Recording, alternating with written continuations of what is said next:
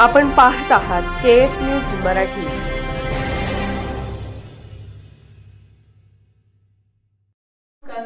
मी श्रीमती रोहिणी शंकरदास, अपर तहसीलदार संख।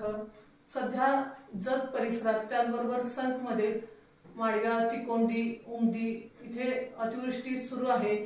मी या पार्श्वभूमीवर सर्व नागरिकांना आवाहन करते की नदी, नाले, ओढे यामुळे पुलावरती पाणी आल्यास आणि वाहतुकीस धोकादायक परिस्थिती निर्माण झाल्यास अशा परिस्थितीत नागरिकांनी पाण्यातून जाऊ नये अशा सूचना मी दक्ष राहण्याच्या सूचना मी स्थानिक प्रशासनाला देखील केलेल्या आहेत।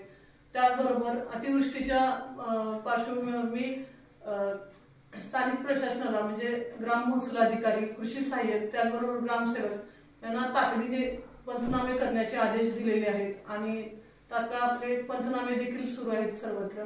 त्याचबरोबर अशा परिस्थितीत पंचनाम्याच्या बाबतीत कोणी पैशाची मागणी केल्यास पैसे देऊ नयेत।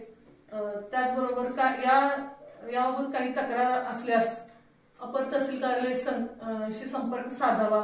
अतिवृष्टीच्या काळात लोकांसाठी तात्पुरत्या निवाऱ्याची सोय करण्याचे आदेश मी गटविकास अधिकाऱ्यांमार्फत मुख्याध्यापकांना दिलेले आहेत आणि आपण सर्वांनी एकजुटीने या अतिवृष्टीचा सामना करूयात आणि नागरिकांना मी आवाहन करते की कोणत्याही अफवांवर विश्वास ठेवू नये। धन्यवाद।